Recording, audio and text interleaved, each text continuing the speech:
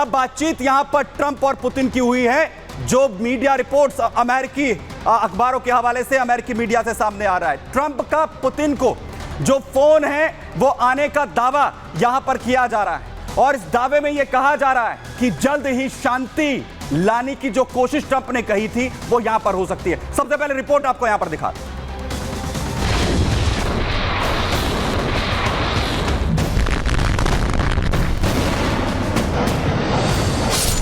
अमेरिकी राष्ट्रपति का चुनाव जीतते ही डोनाल्ड ट्रंप अपना वादा पूरा करने की कोशिश में जुट गए हैं। ट्रंप ने जीत के चंद दिन बाद ही रूसी राष्ट्रपति व्लादिमीर पुतिन को सीधा फोन घुमा दिया।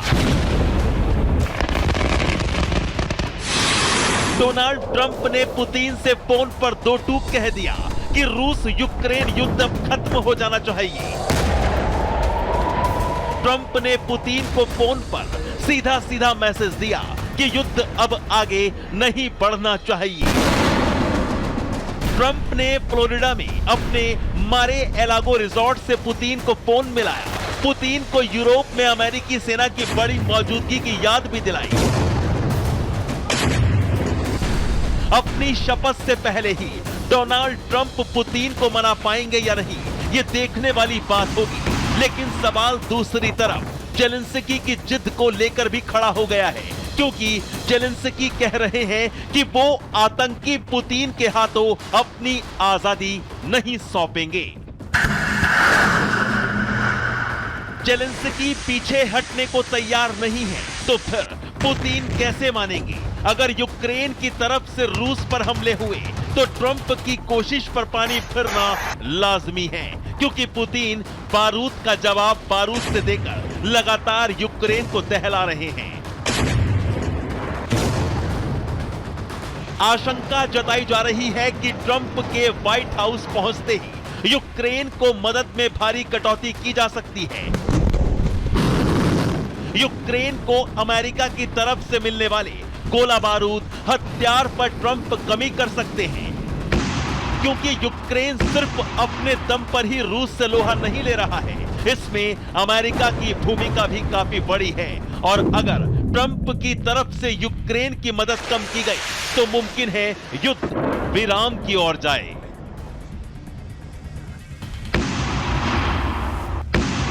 दरअसल ट्रंप को 20 जनवरी 2025 को अमेरिका के 47वें राष्ट्रपति के पद की शपथ दिलवाई जाएगी, लेकिन उससे पहले ट्रंप की प्राथमिकता रूस और यूक्रेन के बीच जंग को खत्म करवाना है। ट्रंप पहले ही कह चुके हैं कि वो राष्ट्रपति बनने के बाद युद्ध शुरू नहीं कराएंगे, बल्कि इन्हें खत्म करवाएंगे। और ट्रंप युद्ध रुकवाने के लिए अपनी उसी खास रणनीति पर काम भी कर रहे हैं। Bureau report, Republic Bharat. तो अपनी उसी रणनीति पर ट्रंप काम करते हुए नजर आ रहे हैं और दावा यही है, इसी के लिए उन्होंने पुतिन से फोन पर बात की है। क्या कुछ उनकी बातचीत हुई है, जरा अब वो देखिए। डोनाल्ड ट्रंप जो दावा किया जा रहा है कि अब पुतिन और जेलेंस्की के बीच में, रूस और यूक्रेन के बीच में फैसला कराएंगे, जो वो कोशिश कर रहे हैं। चुनाव जीतते ही डोनाल्ड ट्रंप एक्शन में पूरी तरीके से नजर आ रहे हैं। ट्रंप ने रूसी राष्ट्रपति पुतिन से फोन कर बातचीत की। ट्रंप ने यूक्रेन में युद्ध न बढ़ाने की अब पुतिन को सलाह दी है। यूरोप में अमेरिका सेना की भी ट्रंप ने याद दिलाई है। वो ये भी कह रहे हैं कि हम बैकअप में खड़े हुए हैं। अमेरिकी मीडिया के हवाले से यह खबर सामने आती है, बातचीत दोनों की हुई है कि डोनाल्ड ट्रंप ने फ्लोरिडा में अपने रिजॉर्ट से पुतिन को फोन किया। चुनाव जीतने के बाद ट्रंप ने पुतिन से यह पहली बार बातचीत की है, पहली बार दोनों के बीच में बातचीत हुई है और शांति की बात यहां पर दोनों की तरफ से कही गई है। और आखिर ट्रंप ने जो बात इससे पहले कही थी कि वो शांति की कोशिश करेंगे, उस ओर वो बढ़ते हुए नजर आ रहे हैं। लेकिन डिफेंस एक्सपर्ट क्या कह रहे हैं इन हालात को लेकर? क्या ट्रंप ये करवा पाएंगे? संभव है? जरा सुनिए। वास्तव में पहले कोशिश की जा रही है डोनाल्ड ट्रंप की कि युद्ध विराम किया जाए, सीज फायर किया जाए।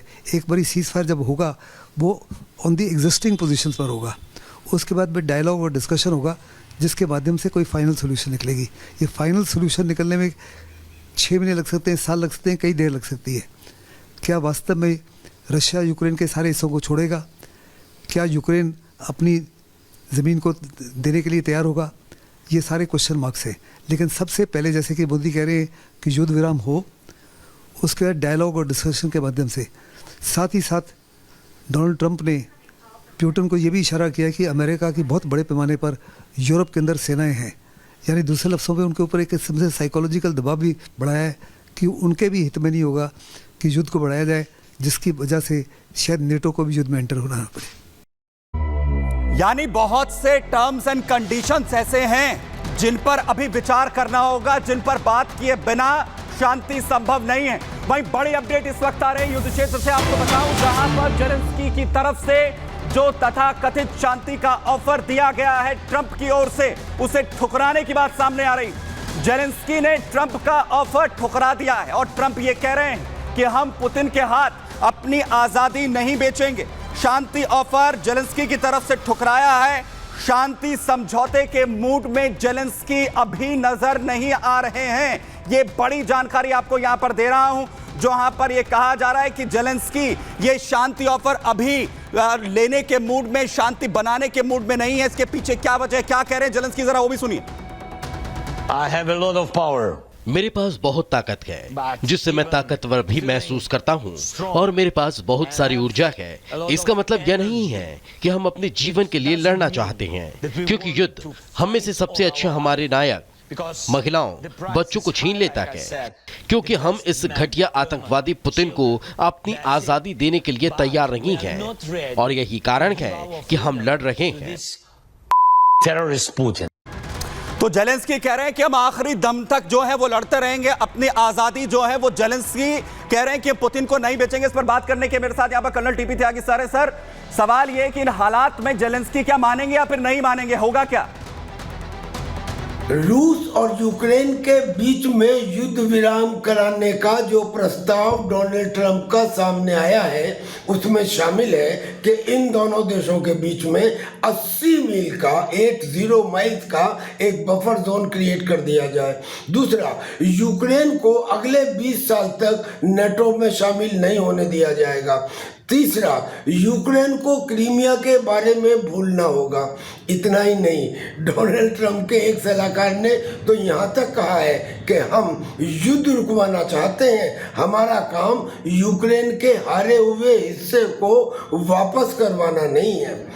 ऊपर से यूक्रेन के प्रेसिडेंट तो इतने खफा हैं रशिया से कि उन्होंने यूएनओ के सेक्रेटरी जनरल को अपने यहाँ आने से सिर्फ ये कहकर रोक दिया कि वो ब्रिक्स सम्मेलन में रशिया भाग लेने कैसे चले गए।